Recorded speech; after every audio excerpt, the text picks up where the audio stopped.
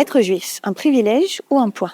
Aujourd'hui, à la lumière de la parachate Émor, regardons ensemble comment la pensée juive nous propose une troisième voie. À première vue, le pshat du texte semble pourtant bien loin de nous. L'ouverture de la paracha porte sur le mode de vie particulier du Kohen, la caste de prêtres au sein du peuple d'Israël, et notamment un certain nombre de restrictions auxquelles il est, dans sa vie personnelle, assujetti. En quoi cela pourrait-il nous parler aujourd'hui ? Tout d'abord, comme la plupart des concepts de la pensée juive, l'institution de la Keuna se lie à plusieurs niveaux. Au niveau symbolique et collectif, le texte biblique énonce sans équivoque que le peuple d'Israël tout entier a vocation à être un peuple de prêtres. Ve'atem tihiyu li mamlechet kohanim ve'goy kadosh. Vous serez pour moi un royaume de prêtres et une nation sainte. La prêtrise d'Israël signifie que le juif entre dans le monde en appartenant à un groupe qui le précède et le transcende, un groupe qui se vit, pour le meilleur et pour le pire, comme Mekoudash, sanctifié pour une mission, servir la vie pour le compte de l'humanité. Le terme Kadosh, saint, ne renvoie pas à un quelconque jugement de valeur. La pensée hébraïque est bien loin des perceptions communément répandues en Occident et diffusées par l'imagerie chrétienne qui le structure culturellement, selon lesquelles le saint serait une sorte d'ange, un être sans défaut surmonté d'une auréole.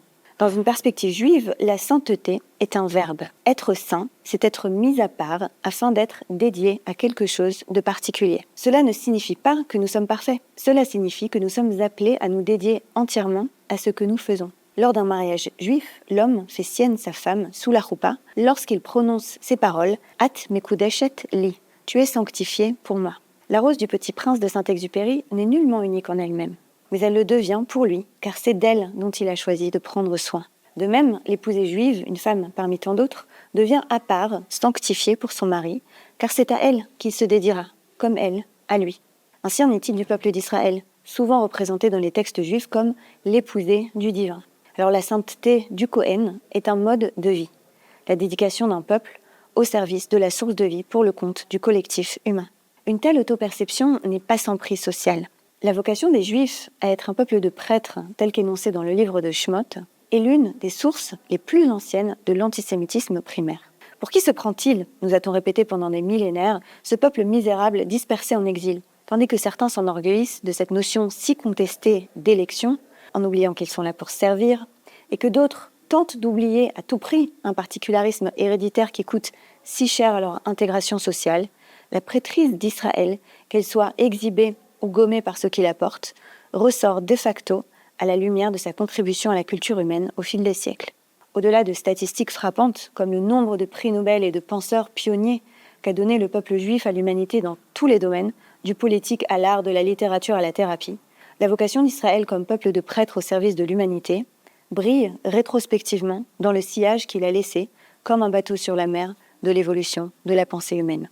Non seulement les deux plus grandes cultures religieuses universalistes de l'humanité, le christianisme et l'islam, prennent leur source dans la Bible hébraïque, mais c'est bien sur la Torah que s'appuient également les cultures laïques contemporaines. Le message central de la Torah, tel qu'énoncé dans ce qui a été appelé les 10 commandements, les 10 paroles, ainsi que de nombreuses prescriptions éthiques qui essaiment le récit biblique, est au cœur du fondement de nos cultures occidentales des droits de l'homme.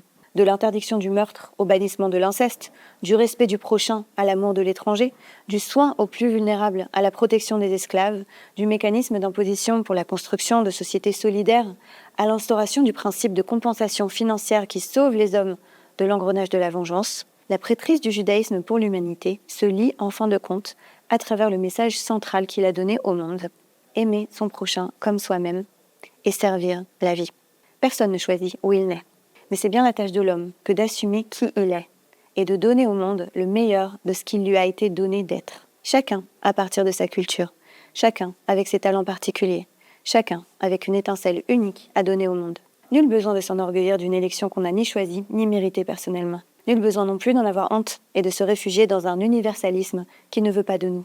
L'universalisme juif ne tient pas d'un quelconque essentialisme, mais de la lumière de son message. Si les règles de vie afférentes au peuple qui les porte sont particularistes, le message de la Torah est bien universel. Alors si les Coréens se passionnent pour l'étude du Talmud, dans lequel ils voient la source d'un génie juif à l'origine de tant d'innovations stratégiques et de start-up contemporaines, si les mystiques chrétiens s'émerveillent de Gematria et de la richesse de la pensée kabbalistique, si les grands empires qui ont voulu la perte d'Israël au cours de l'histoire se sont effondrés, tandis que ce minuscule peuple qui s'est obstiné à continuer à vivre selon ses propres règles continue de rayonner sa sagesse dans le monde, cela vaut peut-être la peine pour chacun d'entre nous, héritiers de cette riche histoire, et appelés à la poursuivre à travers nos vies, de venir puiser au trésor de nos textes et de nos traditions, afin de nous en nourrir et de donner ce que nous avons à donner au monde. Si l'on n'a pas choisi d'appartenir, on peut choisir de représenter, et surtout de contribuer à bâtir un monde meilleur. C'est le concept kabbalistique de la réparation du monde, tikkun olam, comme tâche de l'homme.